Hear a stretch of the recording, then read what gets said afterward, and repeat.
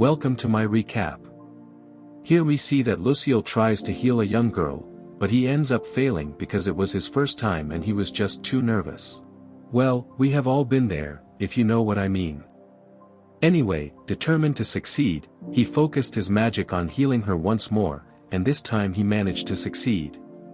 He continues on with the other adventurers until there was one last adventurer left, but he runs out of mana and collapses.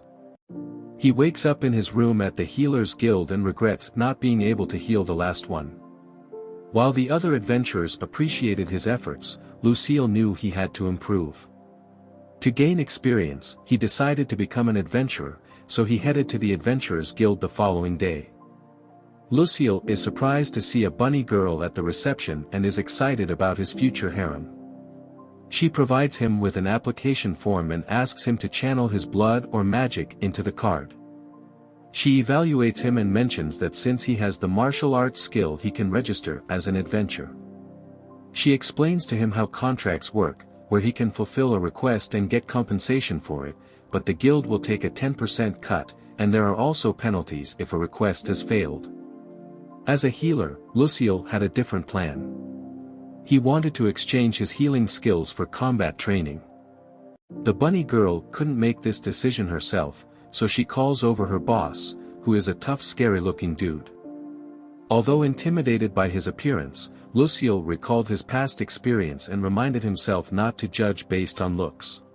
When asked why a healer would want to learn combat, Luciel explained his desire to defend himself. The man decides to take him in by paying him 1 silver coin a day and he will deduct his training fee from that. Luciel accepts and mentions he will join in 6 days. The man introduces himself as Broad, the chief instructor at the guild. He asks the girl to take care of his arrangements, and she introduces herself as Nanella, but this seems to make the other adventurers jealous. However, Broad stares them down, causing them to back off, and Luciel thinks he must be strong. Luciel goes back to the Healers Guild, and he thinks he needs to improve his healing ability so he doesn't repeat what happened the other day.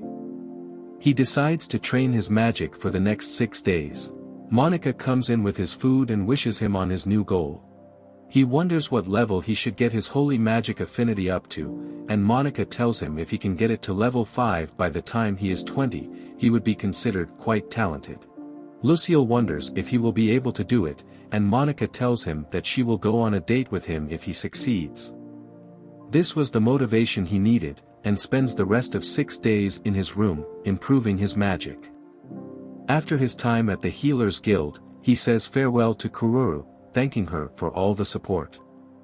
When he arrives at the Adventurers Guild, everyone seems to be staring at him, and it reminds him of how people looked at him when his numbers were bad in his past. At the front desk this time it's another pretty girl and Luciel explains he is there to see Broad, and she directs him to the underground training hall. Luciel is surprised to find such a large space, and Broad welcomes him, unleashing his killing aura. Although Luciel is terrified, he is determined to train and Broad is impressed that he didn't run off after seeing the killer look in his eyes.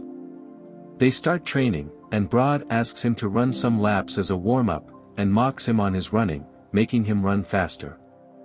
Despite the training being harsh and getting bullied by Broad, he starts to enjoy this treatment and after showing some cringe moments he passes out and Broad can't believe he is so weak that he passed out during warm-up. After that, we hear a scream that wakes up Nanael and shocks the adventurers.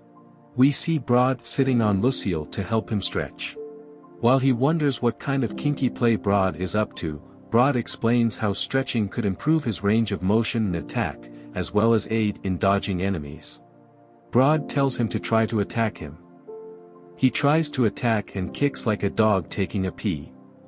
Broad is disappointed and asks to try again, but he gets slapped and cries like a girl. He continues to try until he is exhausted and Broad is impressed by how long he lasted.